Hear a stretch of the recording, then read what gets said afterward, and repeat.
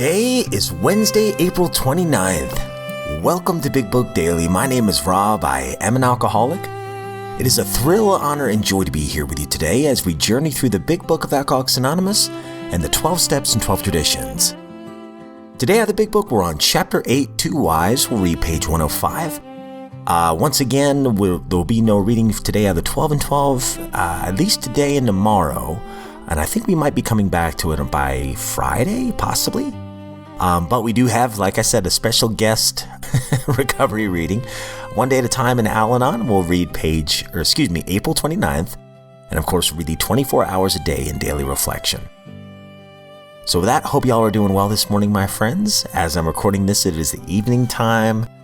Just been a great day with the family, nice and chill. Even took the cover off the pool today. Did some yard work, and it's beginning to look a lot like summer. I don't want to jinx us, but you know what? I'm getting way too ahead of myself. It's just one day at a time, right? So with that, let's get to the good stuff.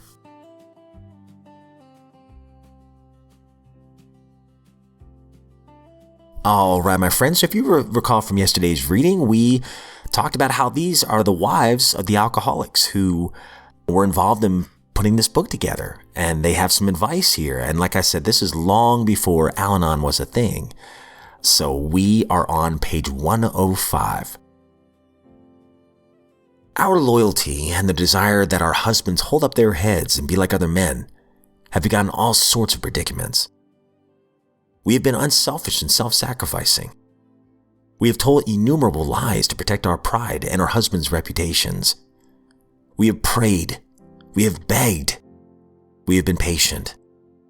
We have struck out viciously. We have run away. We've been hysterical. We have been terror-stricken. We have sought sympathy. We have had retaliatory love affairs with other men.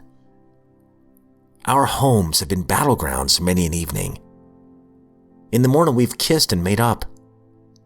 Our friends have counseled chucking the men, and we have done so with finality, only to be back in a little while hoping, always hoping. Our men have sworn great solemn oaths that they were through drinking forever. We have believed them when no one else could or would. Then in days, weeks, or months, a fresh outburst. We seldom had friends at our homes, never knowing how or when the men of the house would appear. We could make few social engagements. We came to live almost alone. When we were invited out, our husbands sneaked so many drinks that they spoiled the occasion.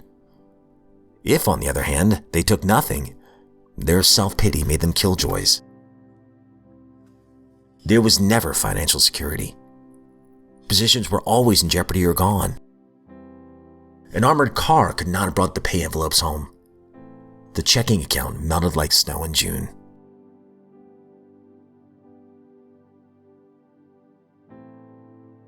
One day at a time in Al-Anon, April 29th.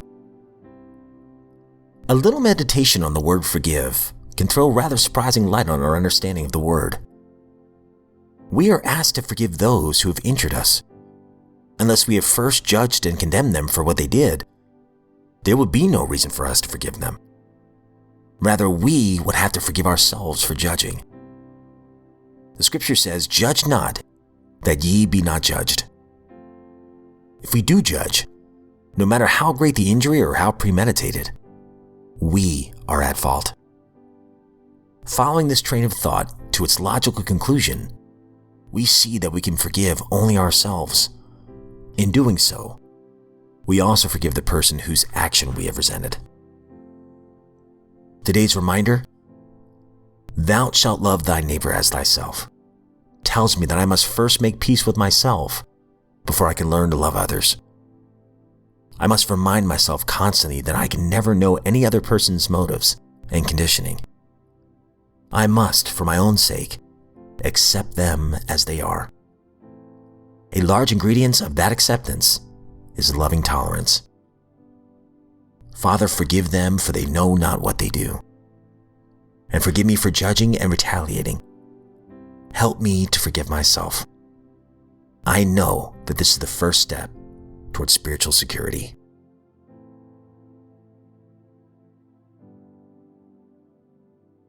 24 hours a day, April 29th. AA Thought for the Day. The AA program is one of faith, hope, and charity. It's a program of hope because when new members come into AA, the first thing they get is hope. They hear older members tell how they've been through the same kind of hell that they have and how they found the way out through AA. And this gives them hope that if others can do it, they can do it. Is hope still strong in me? Meditation for the day. The rule of God's kingdom is perfect order, perfect harmony, perfect supply, perfect love, perfect honesty, perfect obedience. There is no discord in God's kingdom, only some things still unconquered in God's children. The difficulties of life are caused by disharmony in the individual man or woman. People lack power because they lack harmony with God and with each other. They think that God fails because power is not manifested in their lives. God doesn't fail. People fail because they are out of harmony with Him. Prayer for the day. I pray that I may be in harmony with God and with other people. I pray that this harmony will result in strength and success.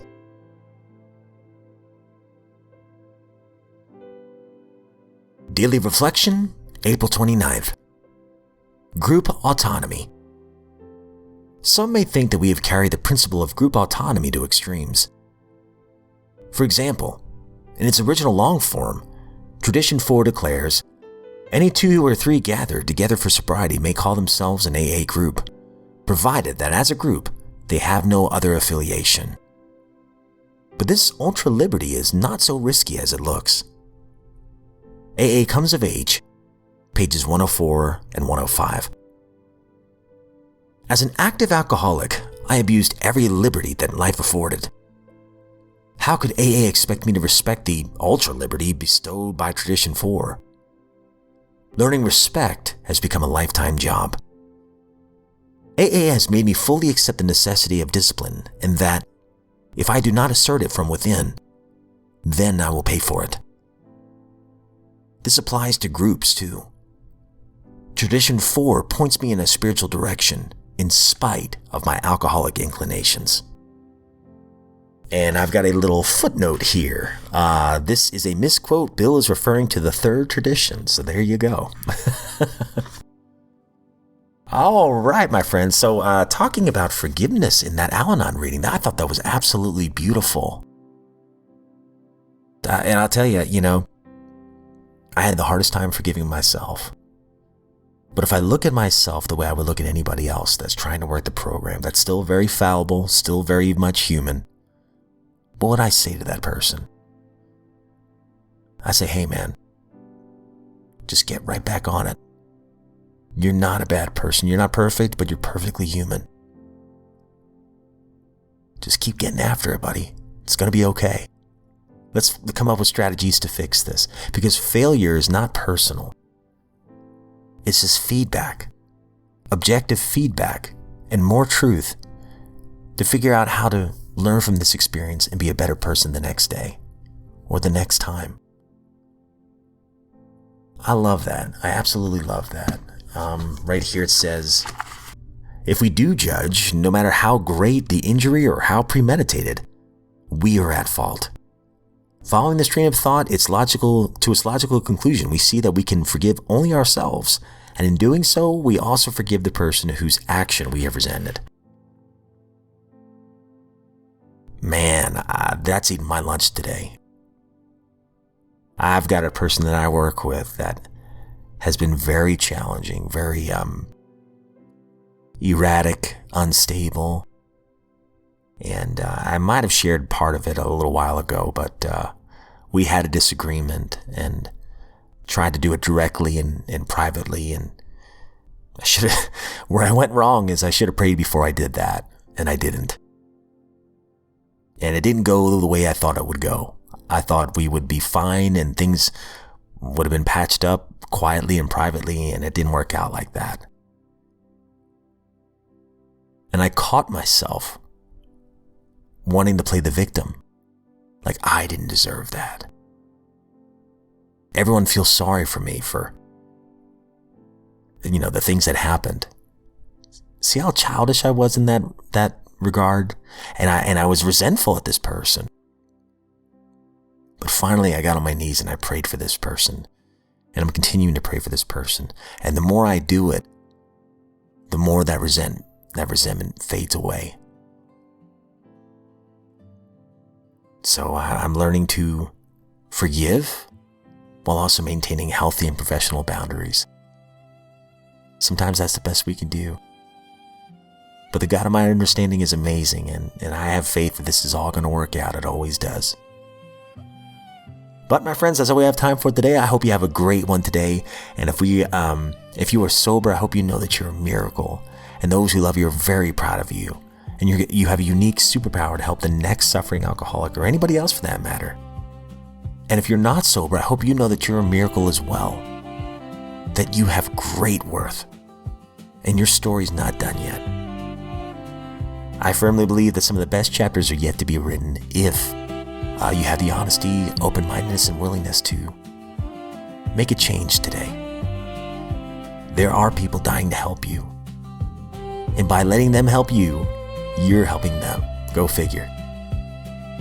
And as always, my friends, I don't speak on behalf of AA, NA, Al-Anon, or any other sect or organization. I am just a joyful drunk in this lifeboat of recovery. Honored to be here today. And if we're given another set of 24 hours, I sincerely look forward to seeing you right back here tomorrow.